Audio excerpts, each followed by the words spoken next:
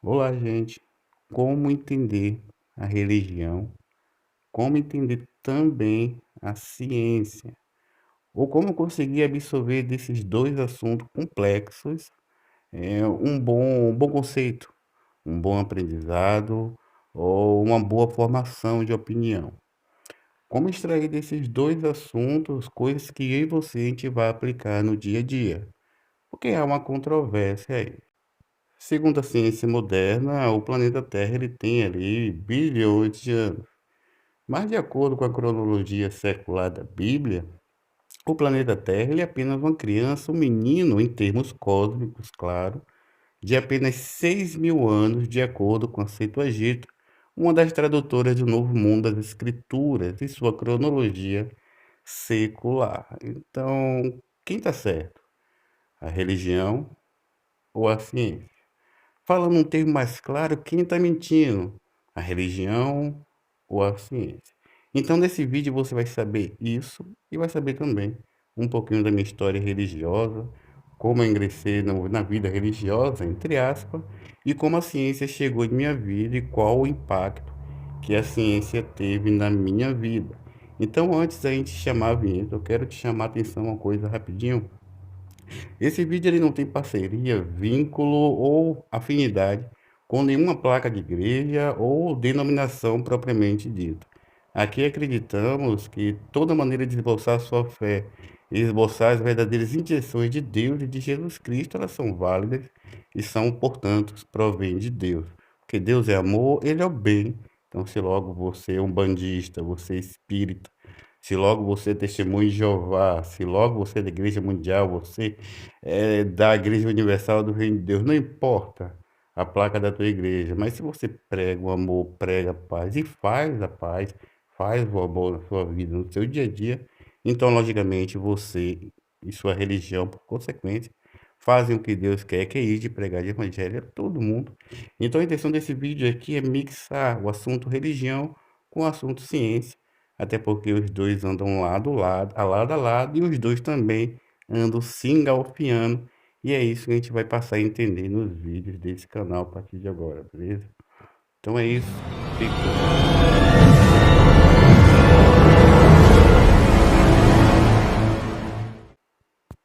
Então, pessoal, eu iniciei minha vida religiosa, minha família, tanto parte de pai como parte de mãe, tem formação religiosa, entre aspas. Testemunho de Jeová, católico, crente da Universal. Parte de mãe é a maioria protestantes da Assembleia de Deus do sétimo dia. Então eu cresci nesse meio.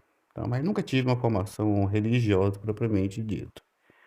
Então, na rua aqui onde eu nasci e me criei, maioria de católicos e grande parte também de evangélicos protestantes. Então eu tive uma infância bem conturbada, bem atribulada, mas não é o foco desse vídeo hoje, então eu não vou entrar nesse assunto também. Então a gente vai pular um pouco a minha infância e a gente já veio para a parte ali da adolescência e pré-adolescência, que é quando eu tenho assim os primeiros contatos mais reais com Deus, mais real com Deus, vamos dizer assim.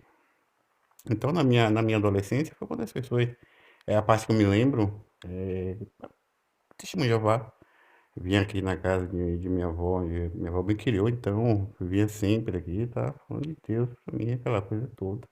Eu fui crescendo, fui avançando. Na minha infância também, adolescência, minha madrinha, ela me levava para poder fazer catecismo, essa coisa toda, né?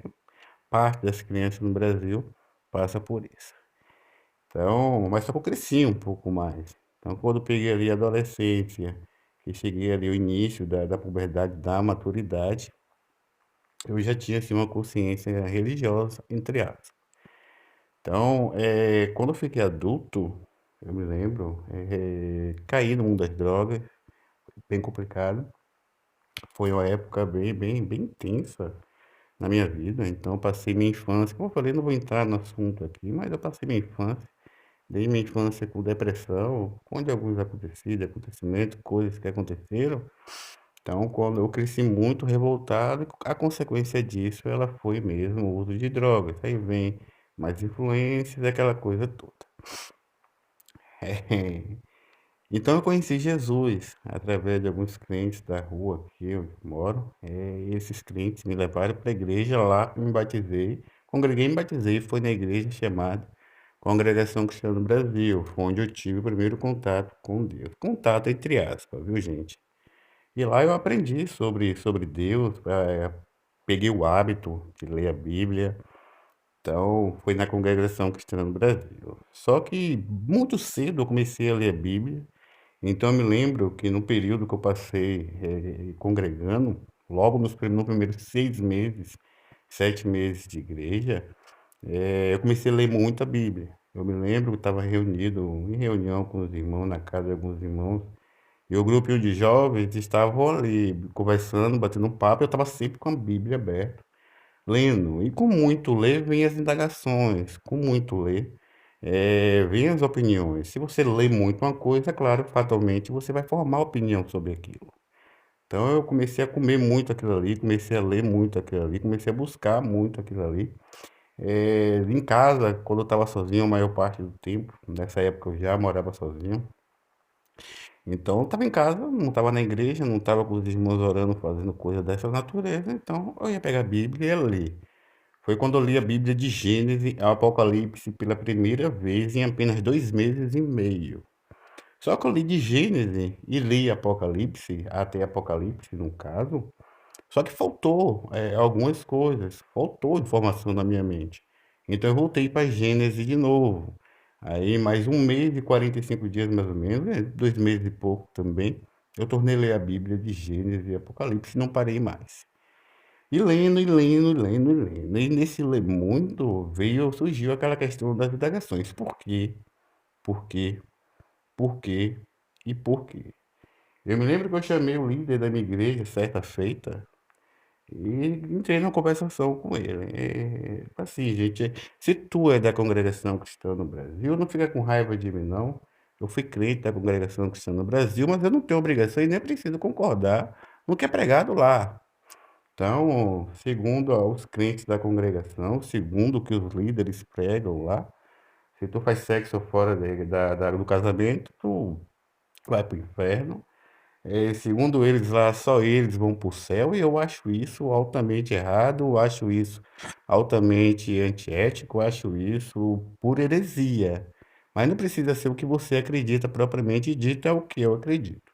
Se a gente for olhar por termos históricos, se a gente for olhar por questões bíblicas mesmo, isso não faz sentido. Primeiro, que se você for pegar a origem da palavra igreja, você vai ver que, assim, no termo, o termo eclésia, quando Jesus fala do termo eclésia, se a gente pegar pelo grego, você vai ver que eclésia quer dizer povo aglomerado, quer dizer povo congregado. Aí botaram congregação, cristã, cristã no Brasil. Então é uma distorção do termo eclésia, que quer dizer povo aglomerado, mas se você for olhar bem, os católicos também se aglomeram. Mas não é a congregação cristã no Brasil. Os maçons também se aglomeram, se reúnem. É o que quer dizer o termo eclésia. Se a gente for pegar todo o contexto histórico para colocar nisso aqui agora aqui, você vai ver que quando Jesus falou no termo eclésia, ele não disse uma placa. Quando Jesus disse de Pedro faria a igreja dele, Jesus não disse que se chamar igreja católica. Ele simplesmente disse de ti, Pedro, faria minha igreja. Do certo, a esquina da igreja, de ti, desta rocha, faria minha igreja. Jesus ele não denominou uma placa, um nome, um rótulo. O rótulo, a placa da igreja e as denominações surgiram com a modernidade e uma forma de ganhar dinheiro. E também eu não vou entrar nesse assunto nesse vídeo. Então foi assim que eu acreditei, foi assim também que veio a primeira decepção, foi assim que veio as indagações e foi assim também que surgiu os primeiros conflitos dentro da igreja. Então, por muito que eu criticar, vamos dizer assim, por muito indagar, mas por quê? Porque só a gente que vai para o céu. Eu li de Gênesis e Apocalipse algumas vezes já e não vi coerência nesse sentido de só a única igreja, religião verdadeira é a congregação cristã no Brasil. Por quê? Da mesma forma, os testemunhos de Jeová pecam nesse sentido. Eles acreditam também que só eles vão para o paraíso. Então, isso também é hipocrisia, isso também é heresia, se a gente for olhar todo o contexto religioso, se a gente for olhar todo o contexto histórico da Bíblia, e tudo que foi pregado ali. Então, essa divergência e esses ritos religiosos e esses pontos de vista religiosos me feriu muito. Então, fez com que eu me afastasse. Então, eu peguei e me afastei da igreja nessa época. Quando eu me afastei da igreja, houve muita polêmica, vamos dizer assim, no meio religioso, no meio da comunidade da igreja, da congregação, mas eu me afastei. E nesse me afastar, eu conheci o candomblé, eu conheci o espiritismo, pesquisei sobre o espiritismo, sobre o candomblé, sobre Bezerra de Menezes, sobre hinduísmo, budismo, satanismo. Então eu pesquisei, busquei e aprendi sobre tudo. E formei opinião sobre tudo também. Por isso estamos criando esse canal agora aqui. Primeiro para disseminar informação e depois para desmitificar algumas coisas, ou tirar das costas de Deus o peso que eu e você ao longo de nossa vida, a gente vem colocando na cabeça de Deus sem ter noção disso.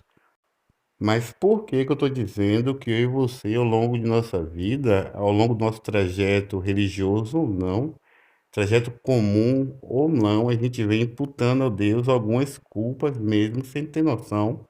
Eu vou tentar te chamar a atenção agora. Se você é uma pessoa leiga, não pertence a religião nenhuma, nunca foi de religião nenhuma, nos próximos vídeos eu vou vir com mais assuntos, vou vir com versículos bíblicos aí para te explicar sobre isso. Mas esse primeiro vídeo eu estou fazendo especificamente para quem já foi de alguma religião que às vezes está morto espiritualmente aí, com vários crentes da congregação cristã no Brasil que estão em depressão achando que vai para o inferno. Você não vai para o inferno, não. Então, isso aí é besteira, é uma maneira que tem de meter medo no povo, de obrigar você a estar ali, a fazer o que eles querem, beleza? Então vamos continuar aqui. Então, por que que eu estou dizendo que eu e você, ao longo de nossa trajetória, a gente vem imputando a Deus ou a pessoa divina dele culpa? Eu vou te citar algumas noções. Eu me lembro que assim, a gente tem um canal de gameplay aqui no YouTube também, onde a gente, assim, eu não sou YouTuber, não sou streamer de gameplay, mas a gente oferece alguns serviços e trabalha. Então, entre um dos nossos grupos, eu vi uma mensagem que me chocou. Inclusive, eu gravei até um áudiozinho, mandei lá. Na mensagem dizia o seguinte, que uma moça, sabe essas mensagens que é compartilhada pelo WhatsApp, na maioria fake news, pelo Telegram, em sua grande maioria fake news, que tava com a moça recebeu uma mensagem dizendo que se ela não compartilhasse, escute, gente, o tamanho da brutalidade que a gente coloca na cabeça, e nas costas de Deus. Na mensagem estava assim, o áudio, que uma moça recebeu uma mensagem, um áudio, e no áudio estava assim, para poder compartilhar para o máximo de pessoas que puder, senão ia acontecer alguma coisa. A menina disse que era besteira, não compartilhou esse áudio, e no outro dia ela amanheceu morta. Ponto. Deus matou essa menina? Não. Isso provavelmente nem aconteceu, mas é um dos tantos áudios que rodam por aí. Mas, estatisticamente falando, pode ter acontecido. Uma pessoa receber uma mensagem que nem essa pelo WhatsApp, e ela não compartilhar, porque ela tinha que morrer mesmo, ela já iria morrer mesmo. No outro dia ela morrer, baixaram uma mensagem que nem essa, que é compartilhada diariamente pelos grupos de WhatsApp aí. Então atribuir isso a Deus. Então, será que Deus é tão egoísta assim?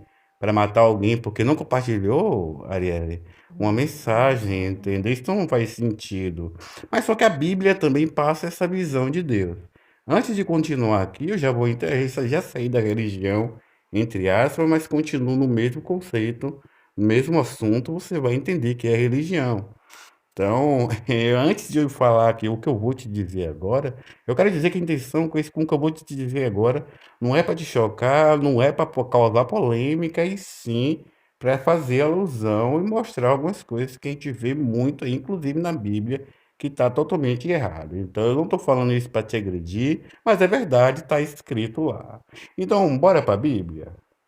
A Bíblia também passa a imagem de um Deus ruim, de um Deus maligno, de um Deus que mata, de um Deus covarde. Mas, Anderson, você tá doido? Você tá blasfemando, não. Quem blasfêmia, na maioria das vezes, não vou dizer nem que você, membro de igreja comum que fica ali sentado no banco só ouvindo, você é vítima. Quem blasfema todo dia é o líder da tua igreja pregando esse tipo de heresia para você. Na minha visão, a Bíblia ela deveria passar por uma reforma, mas uma reforma bem brutal para tirar as intenções, os pontos de vista, a influência humana da Bíblia. Porque assim, ó, antes de entrar no assunto, deixa eu te explicar um pouquinho para você entender. Se você não conhece a história, assim, quando tu ingressar na igreja, eu falo assim, você é uma pessoa religiosa, antes, busque a fundo, busque conhecer a história da religião, como começou, você vai entender. Então, assim, ó, a Bíblia ela foi escrita originalmente em grego e hebraico. Em grego e hebraico.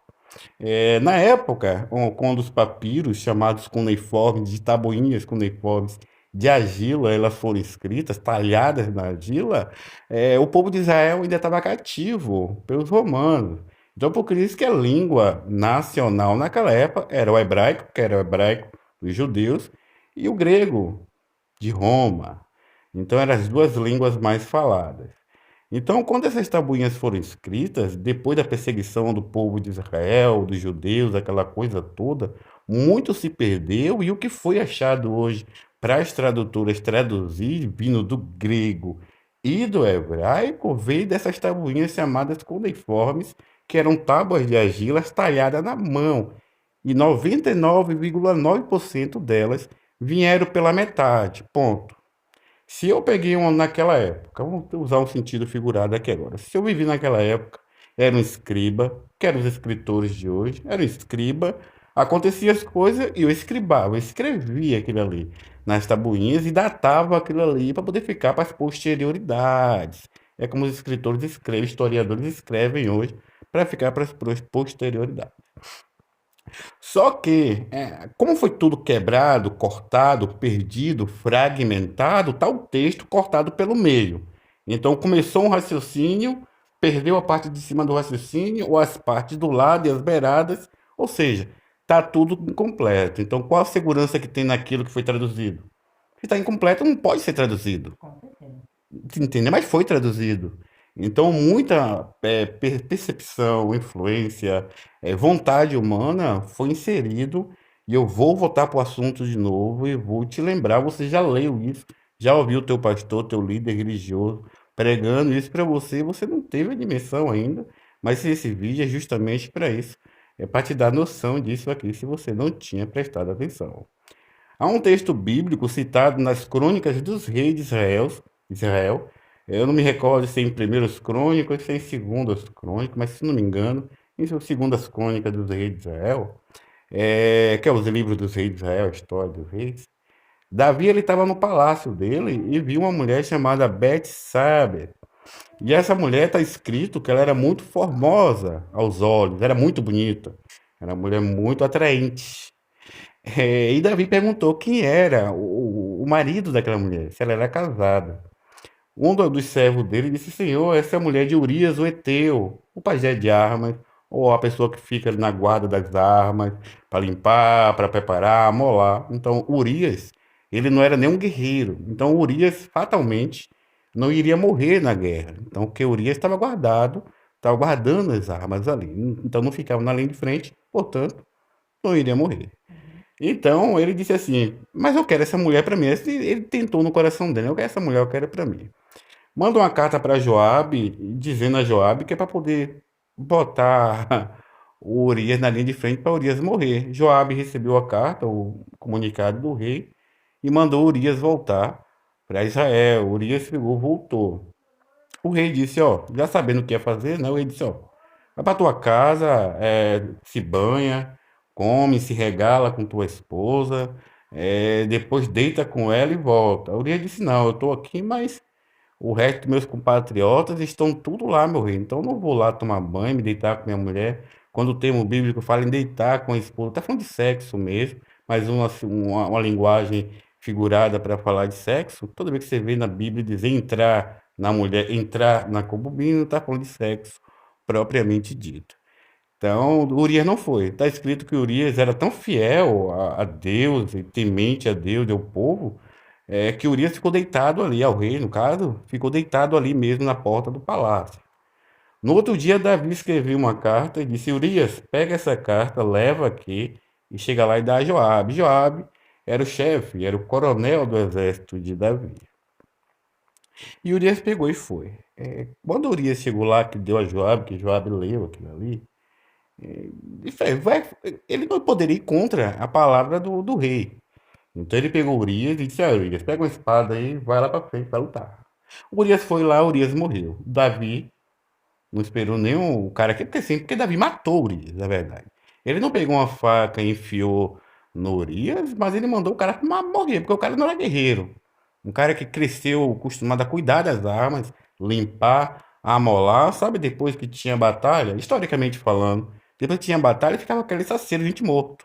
Ele era uma das pessoas que, além de limpar as armas, de cuidar das armas do exército, ele tinha aquele papel ali também, de tirar os corpos dos compatriotas, enterrar, pegar os corpos dos inimigos ali, amontoar para depois queimar ou cobrir de pedra, conforme o costume da época, ou até mesmo arrancar a cabeça, depois empalar o crânio lá em sinal de desonra. Isso era bem brutal e bem comum também. Então, o Urias morreu. Alguns dias depois que Urias morreu, Deus pegou, levantou um profeta, e o profeta foi até Davi e disse: Senhor, agora explique ironia nesse texto aí. O profeta chega até Davi e diz: Rei, meu senhor, o que seria feito do homem que fosse cruel? Aí o profeta citou ali algumas demonstrações por rei. Está escrito quando Davi ouviu isso, daquele homem ruim, um homem que tomava as coisas na tora, um homem que não tinha temor de Deus. Davi está escrito que Davi rasgou as vestes dele e disse que esse homem tinha que morrer. Aí o profeta disse: mas esse homem é você, rei. Está escrito que quando Davi ouviu isso, caiu temor sobre o coração dele. Ele deitou sobre o chão, cobriu-se de cinza, se cobriu de negro com saco de cilício, jogou cinza pela cabeça dele, raspou a cabeça dele e começou a se humilhar a Deus.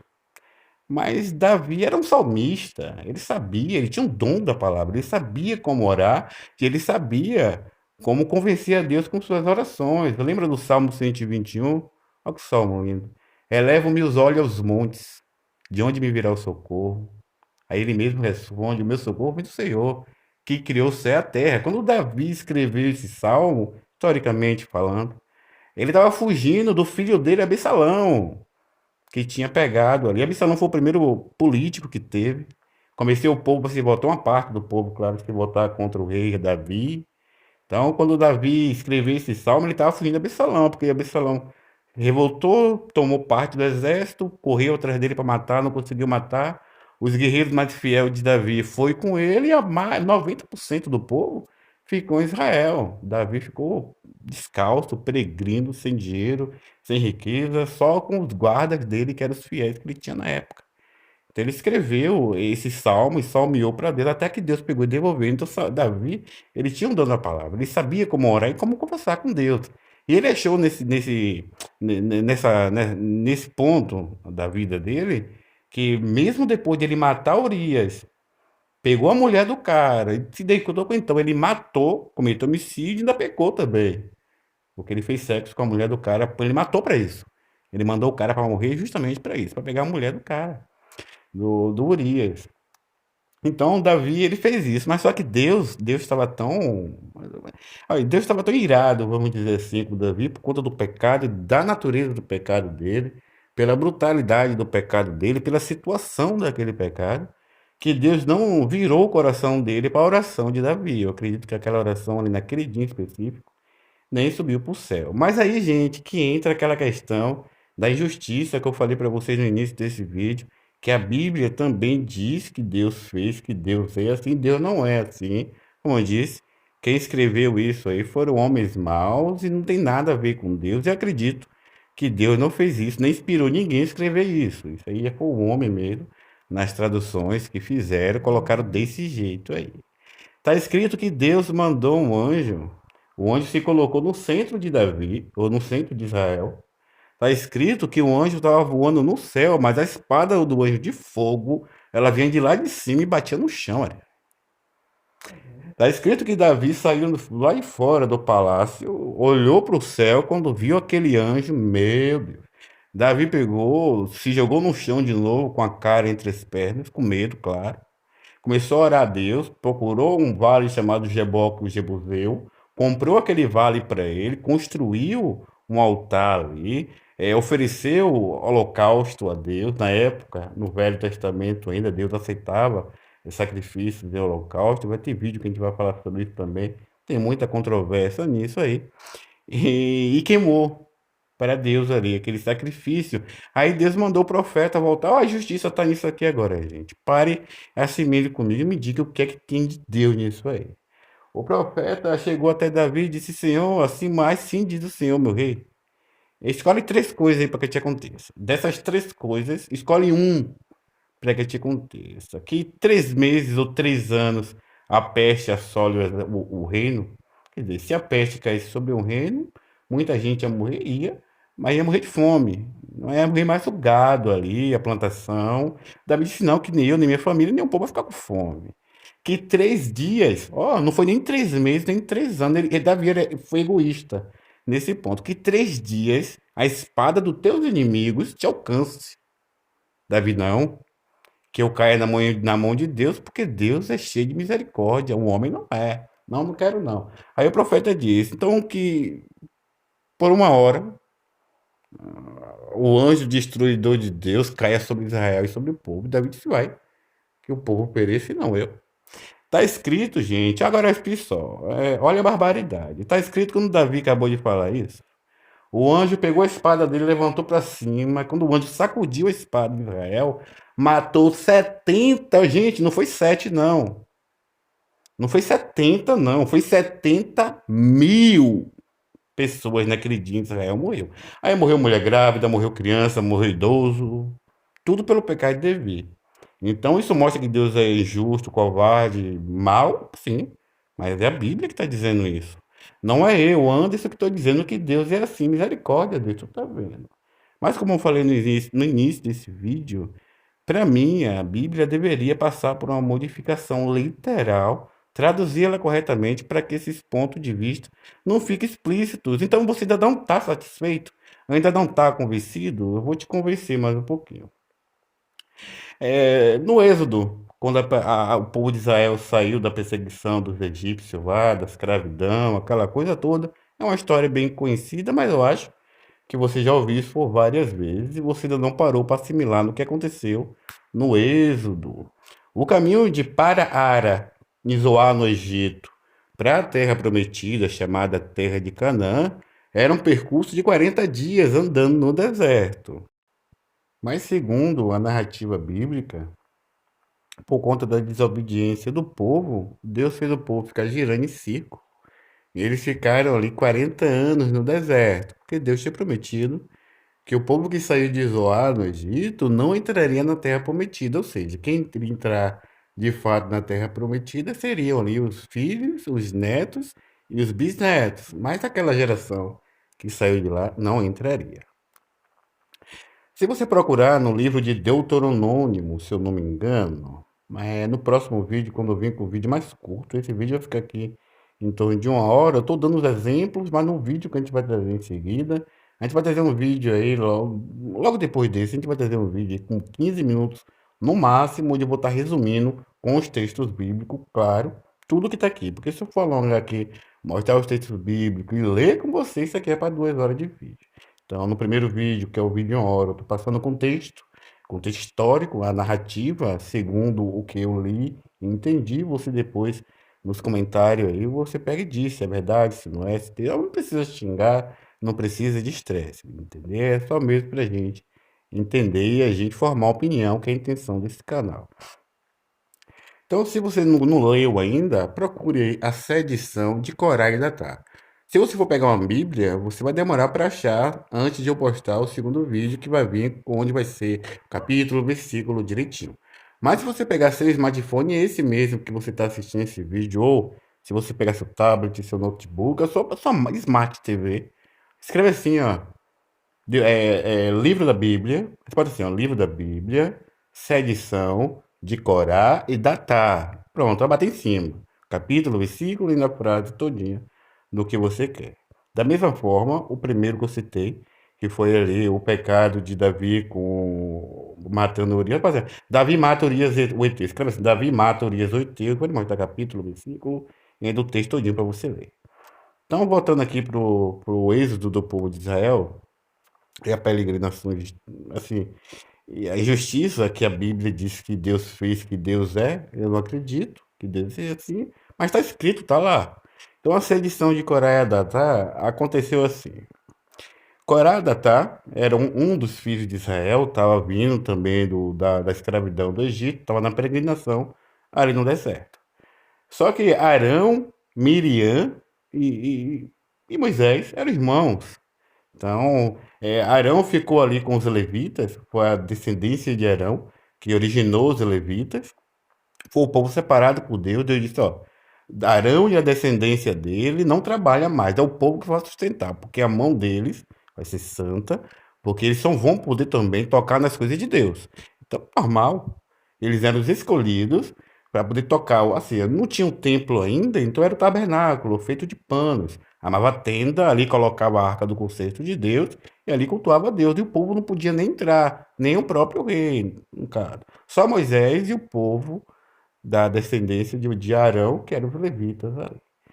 Então, tá ali. Miriam foi uma profetisa, uma mulher usada por Deus também naquela época. E Moisés era o principal profeta ali, guia do povo de Deus pelo êxodo. Só que Corá e Datá se levantou no meio do povo e causou uma sedição. Se você procurar no dicionário quer dizer sedição, você vai entender que a sedição é conflito, é guerra, é desavença, é conflito de ideias, de pontos de vista, ou seja, era um tumulto. Foi um boato, as pessoas se dividiram. Então está escrito que uma parte do povo ficou acompanhando o ponto de vista de Corá e Datá. E a outra parte do povo nem acreditou, nem desacreditou. Ficaram ali ouvindo para ver no que ia dar isso.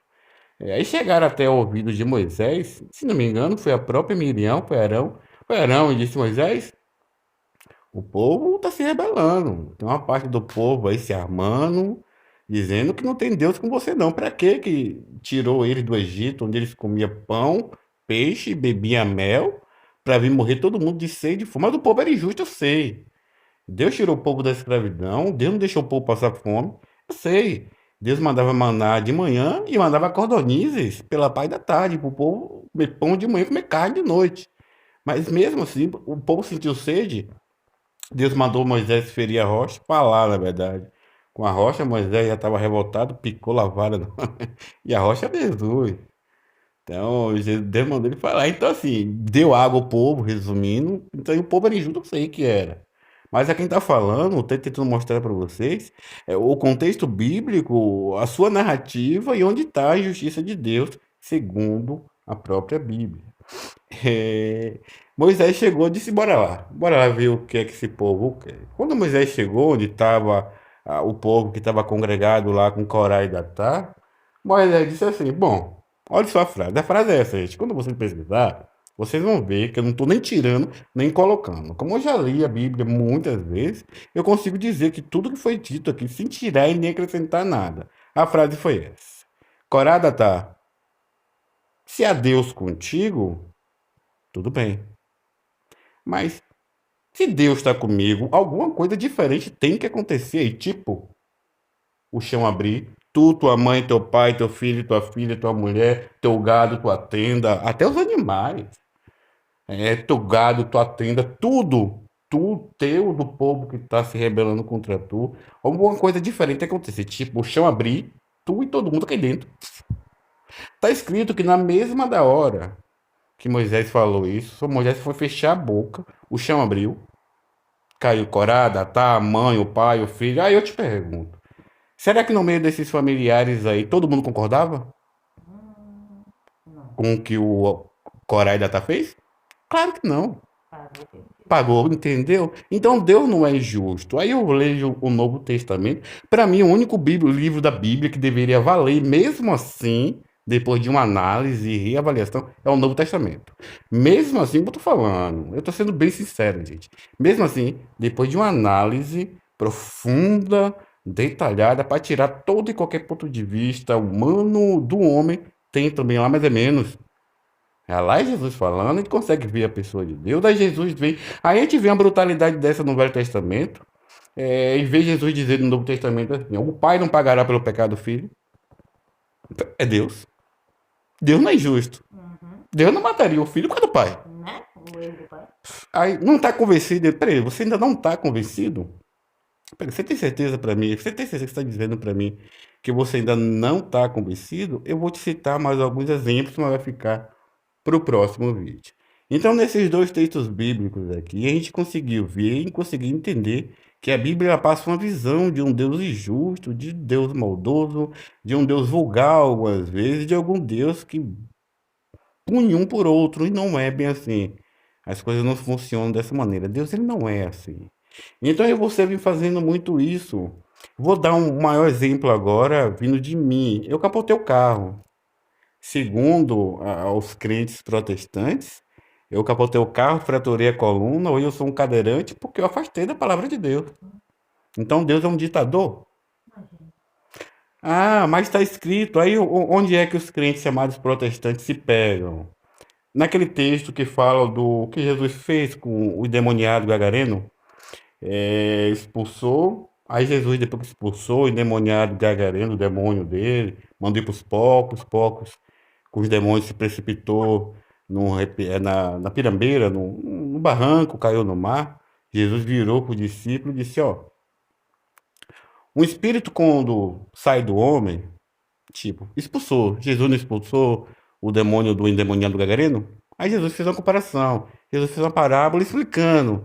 Jesus usou um sentido figurado, não. Ali não foi um sentido figurado. Jesus usou um sentido exato mesmo. Jesus explicou o que acontece.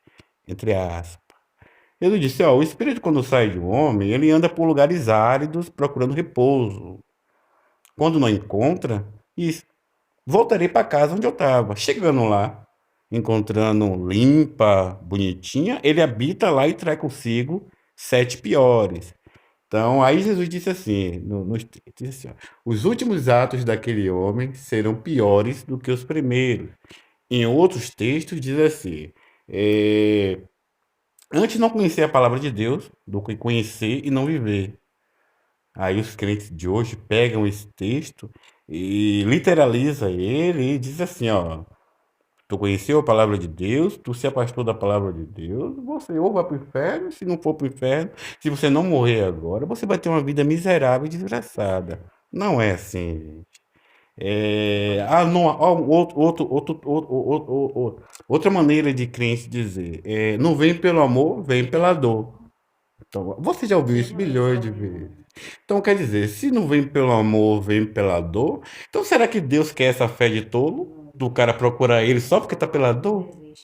Você entendeu? Então, assim, gente, isso não existe. Isso é conto da carochinha. Isso é ponto de vista maluco, ilusório, para te manipular mesmo, para brincar com sua mente. Então, esse foi só algum assim, gente, eu poderia fazer um vídeo aqui de 24 horas lidando um trilhão de situações, um trilhão de passagens, textos bíblicos que mostram que Deus, ele é um cara sacana, cruel e maldoso. Tem textos bíblicos, tem histórias bíblicas, narrativas bíblicas, que ele coloca Deus como uma criança. Peraí, você não está convencido, não? Peraí, Deus não é injusto para você, não? Claro que não é, eu sei que não é. Deus é lindo, é maravilhoso. Mas a Bíblia diz que ele é injusto e ainda diz que ele é maldoso. E você não está convencido ainda? Eu ia deixar para o outro vídeo, mas não, eu vou ficar nesse mesmo. Você lembra da história de Deus, o diabo e Jó? Peraí, a Bíblia, a narrativa do livro de Jó começa dizendo que não existia ninguém, olha só, gente, na Terra, não existia ninguém tão fiel como Jó, tão reto, tão temente a Deus, para sacrificar por ele e pelos filhos tudo. Ainda sacrificava pelo povo também. Então, Jó era abençoado. Aí vem o diabo de lá para cá e diz: Ah, ele te serve porque você abençoou ele grandemente. Deixa que eu vá lá e toque lá para você ver se ele rapidinho não se volta contra ti. Aí Deus disse: Vai para ele. Se Deus pegou um cara justo e deixou o diabo destruir a vida dele, no mínimo Deus é injusto. Deus é sacana. Deus é uma criança. É um menino. É um fofarrão. E Deus não é, gente. Então essa história de Jó deveria ser removida da Bíblia. Porque isso aí, com certeza, aí, foi alguém querendo meter medo no povo e colocou aquilo lá. Porque não faz sentido. Imagine Deus, aí o diabo chegou lá, destruiu a vida do cara, matou os filhos do cara, botou o cara cheio de doença, matou a mulher do cara porque ela pecou de boa, pecou, praguejou de Deus, blasfemou, morreu. De pô. Mas Jó, fez o quê? Por que ser punido? Será que Deus é tão injusto para punir o inocente? Porque Jó era inocente, mas Jó foi punido. Ah, mas depois deu Deus em dobro. Ele sim, mas não devolve o filho que morreu. Então, se a gente pensar na pessoa de Deus que Jesus pegou, esse Deus do Velho Testamento ele não existe. Ele não faz sentido. Ele não tem um pingo de nexo se a gente for olhar no sentido natural. Quando a gente pensa num Deus, a gente pensa num Deus perfeito. E não há perfeição nenhuma na história de Deus com o diabo, com o Jó. Porque no mínimo Deus foi um sacana. Não, eu não tô pecando não, gente. Anderson, você tá pecando não. Eu tô narrando o que tá no livro de Jó, tá na Bíblia.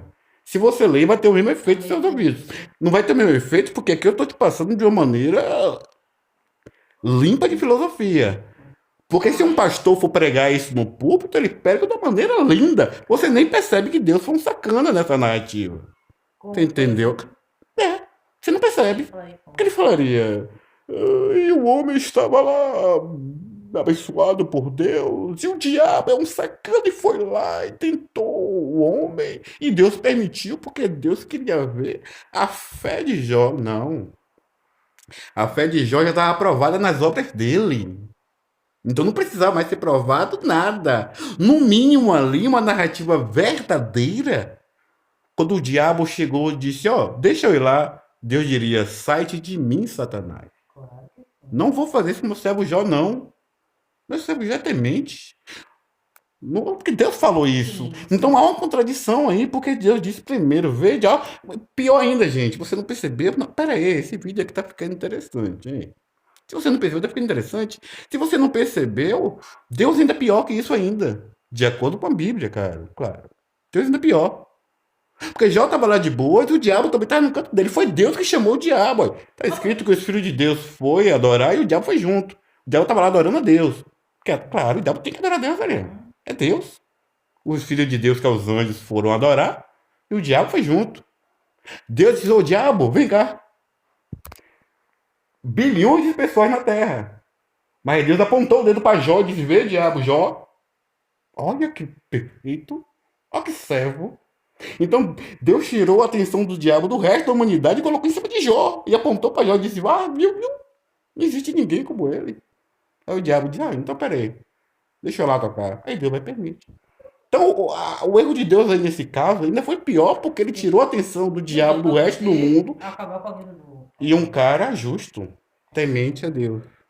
Agora imagine do patrão, escute, imagine do patrão que tem um empregado exemplar, tipo, exemplar, e diz ao ladrão: ó, vai lá e rouba. Recebe o salário ali agora. Vai lá, rouba. Pra ver se ele vem pedir emprestado ou pra ver se ele vai tentar roubar do meu dinheiro. Não faz sentido. Então, esse texto aí, isso aí em específico, tá errado, deveria ser corrigido, mas claro, isso é na minha humilde opinião. Então, você ainda não está convencido? Pronto, vamos supor que você ainda não esteja convencido. Como a intenção desse vídeo é fazer sua mente, seu coração, fazer você questionar, você tem que ser um questionador. Você não tem que ser Maria vai com a outra. Se teu pastor ele prega, teu líder religioso ele prega no púlpito, você tem o melhor professor. Você tem Deus em primeiro lugar, claro. E você tem a Bíblia.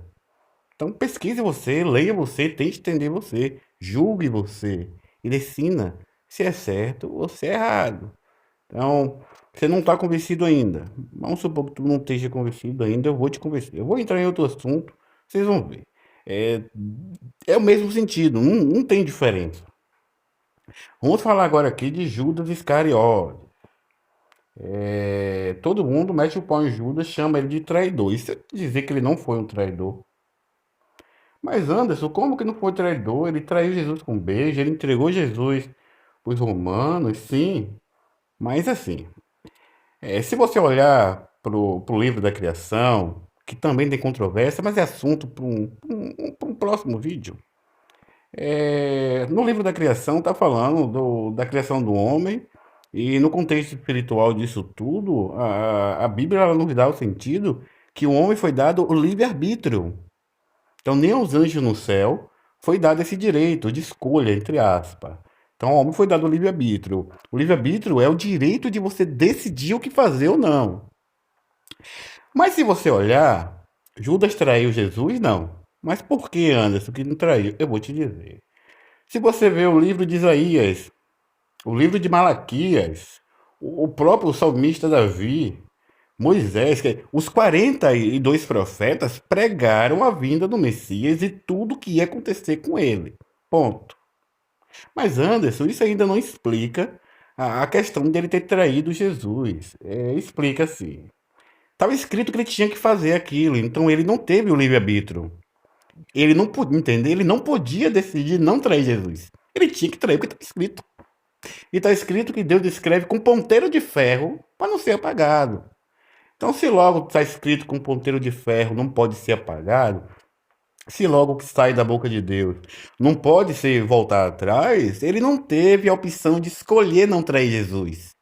Ele teve que ir. Se você já leu e não parou para prestar atenção em dois pontos, eu vou chamar sua atenção para esse ponto. Na Santa Ceia, antes de Judas trair Jesus, que não traiu, como eu falei, antes da suposta traição de Judas, Jesus virou para Judas e disse: vai e faz. Sabe? Vai, faz logo. Vai lá. Pode ir. Vai lá. Ele não falou com essas palavras. Mas Jesus virou para ele. Primeiro Jesus disse: ó, vou ser traído e aquele que molhar o pão depois de mim agora, no mosto, vai me trair. Jesus molhou dele, Judas foi em seguida, molhou. Ninguém percebeu que estava na mesa, nenhum dos 12 percebeu que estava na mesa com Jesus. Aí Jesus virou para Judas e disse: pois, agora vai. Judas olhou para Jesus e foi. Então, Judas Iscariotes, ele não foi nunca um traidor, pelo contrário. Ele foi um vaso usado por Deus para se cumprir a palavra dele. Então, Deus deixou pela boca dos profetas que Judas iria ter que trair Jesus, teria que ter a traição, entre aspas, a traição figurada. Tinha que ter alguém para cumprir a profecia. E a pessoa foi Judas. Foi ele que nasceu no tempo de Jesus, ele foi um dos 12. E ele era aquele que estava ali para trair Jesus, entre aspas, para fazer cumprir a profecia. Aí eu vou te chamar a atenção para o segundo ponto que eu falei ainda agora. No Monte das Oliveiras, na mesma noite que Jesus foi traído, entre aspas, que os romanos pegou ele, tem um ponto muito interessante que você lê todo dia, vê seu líder religioso lê para você sempre. Os pregadores lê sempre isso aqui e você ainda não parou para raciocinar naquilo ali. Mas eu vou raciocinar por você e vou te ajudar aqui agora. Se você olhar, Jesus chegou no Monte das Oliveiras pela parte da madrugada e disse: Pedro, Tiago e João, ficai aqui e vigiai. Está escrito que Jesus se afastou um tiro de uma distância de um tiro de arco, por volta ali de 100 metros mais ou menos, se afastou deles três, se prostrou e orou a Deus. Está escrito que Jesus, à medida que entrava em transe espiritual, em oração com Deus, ele começou a suar e o suor dele se converteu em gota de sangue, mas aquilo ali foi angústia. Está escrito que o coração de Jesus ficou angustioso, porque ele já sabia que o homem não tinha misericórdia e ele já sabia o tipo da morte que ele ia ter que passar. A frase que eu queria chamar sua atenção é essa, que Jesus disse: Pai, se quiseres, pode afastar de mim esse cálice. Ou seja, eu não quero morrer assim, não. Todavia, não seja conforme a minha vontade, senão a tua. Então, o próprio Jesus, filho de Deus e Deus também, ele sabia a morte horrenda que ele ia ter que passar. Ele disse que não queria, porque ele disse que não queria. Pai, se tu bem quiser agora, tu pode afastar de mim esse cálice. Quero morrer assim não. Quer dizer, ele não disse não quero morrer assim não, mas ele disse: Pai, se bem quiseres, pode afastar de mim esse cálice. Quer dizer, esse cálice da morte, a morte terrível que ele ia passar. Mas ele voltou atrás e disse: na hora que ele voltou atrás e disse: Senhor, Todavia, não seja feito conforme a minha vontade, mas seja feito conforme a tua vontade. Então, o próprio Jesus, escute, o próprio Jesus, ele tinha consciência que as coisas têm que se cumprir como Deus quer e como foi escrito. Foi escrito que Jesus ia morrer daquele jeito. Elias e Malaquias foram os dois profetas que detalhou com uma enorme riqueza de detalhes a morte cruel que Jesus ia ter que passar, inclusive ser pendurado no madeiro. Elias disse assim, ó: Deus se fez homem e se fez maldição por nós. Por quê? Se fez maldição por nós. Está escrito na lei de Moisés? Na lei de Moisés está escrito que maldito é o homem que é pendurado no madeiro. Ou seja, maldito é o homem que é crucificado. Então por isso que Elias disse que Deus se fez homem, pagou por nós para levar nossos pecados e se fez maldição por nós. Então, o próprio Jesus sabia disso. Então, ele não queria ser pendurado no madeiro. Ele não queria ser crucificado. Então, ele disse, ó, Pai, se tu quiseres, afasta de mim esse cálice, todavia, não seja feito conforme a minha vontade, senão a tua. Então, o próprio Jesus, ele tinha consciência que ele tinha que passar pelaquilo. Só que Judas não tinha. Judas não é Deus, não era Deus. Então Judas não tinha a natureza divina de Jesus. Ó, Jesus estava tão angustiado, gente, que Deus teve que mandar Elias e Moisés transfigurar e vir falar com Jesus. Foi quando Pedro e Tiago acordou que viu Elias e Moisés falando com Jesus. Aí queriam ir lá adorar os profetas. Jesus foi e repreendeu eles depois, né? O único digno de adoração é Deus, né? Então, gente, então Judas, se você acreditava que Judas era um traidor, ele não foi um traidor. Ele foi um vaso usado por Deus para se cumprir a palavra do próprio Deus. Então ele não teve, o Judas, ele não teve a decisão, ele não teve o poder de escolher, não vou trair meu Deus, não. Ele tinha o que tinha que fazer. Não está convencido ainda? Peraí, você não está convencido ainda. Então, esse vídeo de hoje ia ser uma metade dele falando da minha experiência com religião. Eu já estou passando para vocês aqui um pouco. E também o impacto que a ciência teve na minha vida e na minha fé, entre aspas, ou naquilo que eu acreditava como certo, religiosamente falando. Porém, com o vídeo avançando aqui, vamos se aproximando já de 1 hora. Então, vai ser primeira parte, #1 esse. E #2 a gente vem falando só da ciência, religião da ciência, mas o foco principal vai ser a ciência. Então, assim, pronto, você não está convencido, né? Eu vou tentar chamar sua visão para outro detalhe aqui agora, rapidinho. Então, voltando de novo para o assunto, que é o mesmo assunto do início do vídeo, se Deus é injusto ou não, se Deus é mau ou não. Onde é que está a perfeição de Deus no que é traduzido, que você lê diariamente, ou semanalmente, ou mensalmente na Bíblia. Para finalizar o vídeo, e para te ajudar a clarear um pouco mais a tua mente, eu vou te lembrar de novo lá do Êxodo, lembra? Pronto. A história, os grupos de teologia, os doutores chamados doutores em teologia, e seus estudos, e a própria tradução da Bíblia, passa o rei do Egito, Faraó, o mesmo que cresceu com Moisés, o pai morreu, ele virou o próximo faraó. Coloca ele como uma pessoa do mal, e ele não foi não, viu? Primeiro que ele foi criado com Moisés. Segundo, gostava de Moisés. Terceiro, ele queria libertar o povo, porque ele era temente a Deus. Mas por que Faraó não libertava o povo? Se você leu, o seu pastor leu, teu líder leu, e você não prestou atenção nesse detalhe, eu tô aqui para isso hoje. Eu vou chamar a sua atenção para o detalhe.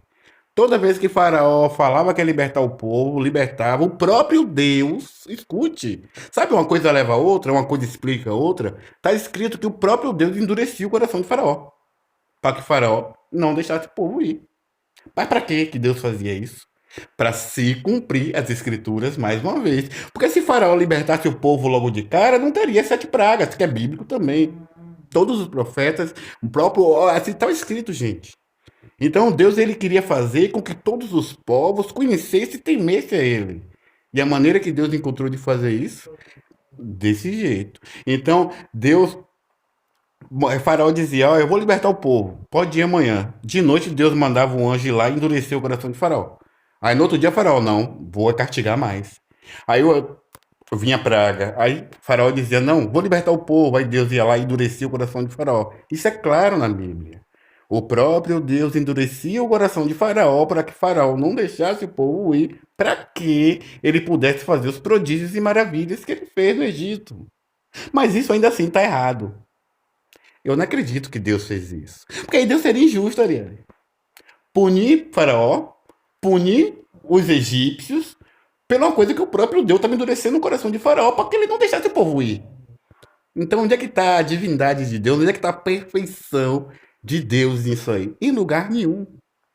Então, a narrativa bíblica, quando ela fala das 12 pragas do Egito, quando fala da ascensão e da morte de Faraó, entre aspas, que morreu quase todo mundo, se eu não me engano, assim, na Bíblia não chega nesse detalhe específico, mas estudos recentes em teologia aprova que o único dos faraó que não tem túmulo, não tem o jazido dele, foi o faraó que ele morreu ali quando o mar fechou, que ele foi atrás do povo de Israel dentro do mar, quando o mar abriu.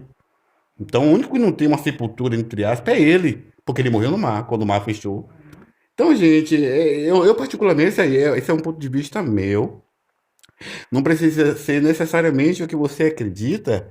Então, o bom desse vídeo de hoje é um vídeo que não vem de um doutor, é um vídeo que não vem de um especialista, é um vídeo que vem de alguém comum como você, que está aqui nada mais que para formar opinião com você, para te ajudar e ser ajudado. Então, se você tem opinião, deixa aí nos comentários aí, fala o que você achou desse vídeo. Se esse vídeo foi bom para você, foi atrativo para você, foi produtivo, se esse vídeo te ajudou, se inscreva no canal aí, deixe seu like, compartilhe para que esse canal ele cresça. E sempre, gente, eu vou lembrar e vou reforçar mais uma vez, a intenção desse vídeo não foi, não é e nunca vai ser a intenção dos vídeos do canal aqui de te agredir a fé que você cresceu, que você pertence. A intenção aqui é formar opinião com você. Eu falei da Congregação Cristã no Brasil porque eu posso falar do que aconteceu comigo lá. Eu conheci Jesus, entre aspas, lá, fui para lá e lá eu fui escorraçado porque questionava. Então, eu fui crucificado, entre aspas, eu fui escarnecido, perseguido. Ainda vai ter vídeos que eu vou falar das perseguições que eu sofria lá. De estar orando, os irmãos bater meu ombro e dizer que era para eu calar a boca. Era, acredite, diante de Deus, era assim. Pra eu calar a boca, assim, pra calar a boca, pra não orar, não podia orar. Eu tive que ficar quieto. Mas porque eu questionava.